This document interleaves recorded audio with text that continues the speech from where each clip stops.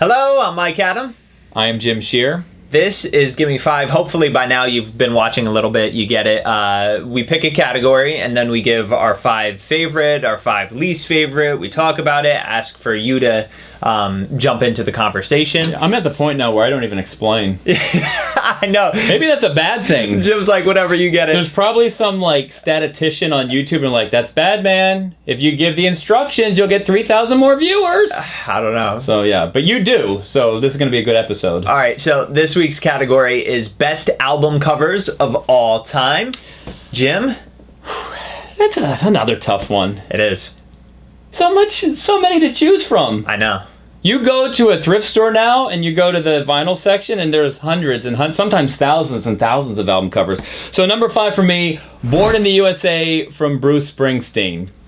I mean, he is a rocker that represents the middle class. Yeah. On this album cover, he is wearing the uniform of the middle class. White t-shirt, blue jeans, ball cap in his back pocket in front of an American flag. And I also like how it's not grainy or black and white. It's bright, red, white, and blue, because this was Bruce Springsteen's pop album. Yep. Number 4, Vulgar Display of Power from Pantera. Look at the album cover, listen to the album, and then you say to yourself, oh yeah, that's what the music sounds like. It sounds like someone getting punched in the face.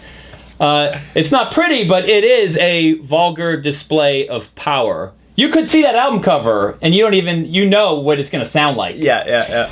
Number 3, a classic. You could argue that this is number 1.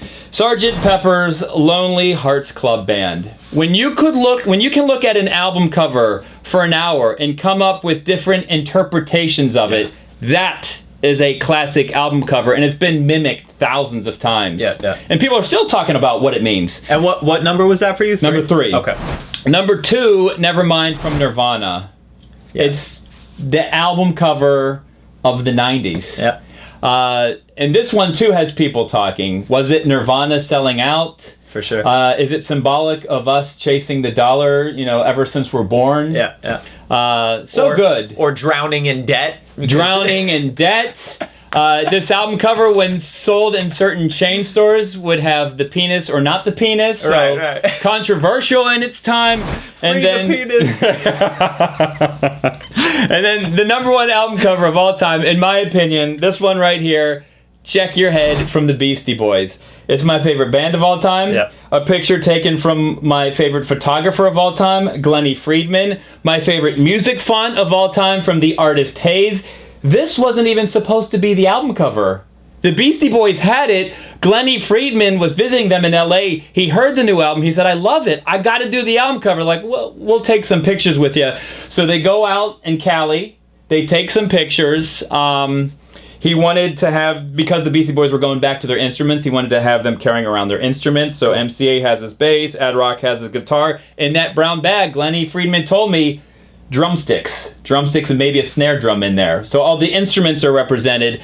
Glennie Friedman goes back to New York City. He sends a picture to MCA via fax. MCA is like, yeah, this is going to be our album cover. And he used the fax as the album cover, not a high-res photo. So if you own the vinyl of Check Your Head, that's why it's all grainy. The greatest album cover of all time. Mike, give me 5. Wow. I like what you said about your number 3 pick, that you like pictures that are open for interpretation, and it really makes you think, and it could mean 5 different things to 5 different people. So my number 5 isn't a good representation of that, but Green Day, Dookie. I love just the cartoon aspect of it, and it kind of reminds me of like the Where's Waldo pictures. Yeah, there's so much going on. Yes. And every time you look at it, you could find something new. Do you want to hear a funny story about that album cover? Absolutely. I was working in college radio, yeah, and I wasn't familiar with Green Day, and when the album cover came in, it looked like a mess, because I never saw an album cover like that before. I'm like, good luck with these guys, and they ended up being Green Day. Yeah.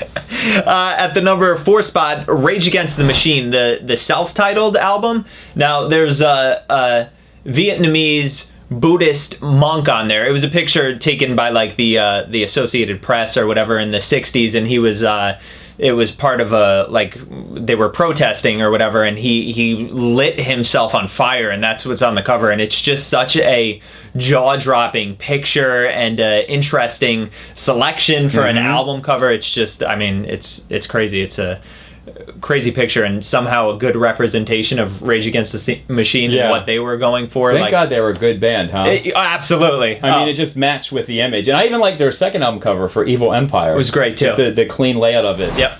At the number 3 spot, Stone Temple Pilots, the album Purple. I'm not even sure what the album cover means, but it's this, like, baby riding on a Chinese dragon, and there's some, like, little Chinese angels or whatever behind them, and the title Purple is in Chinese. It's just very pretty and cool, I don't know, weird abstract art. At the number 2 spot, Nirvana, Nevermind. I don't know what it means. It's open for interpretation. They kind of say it was like a fluke thing. It just, you know, the label ended up putting the hook and the dollar in after.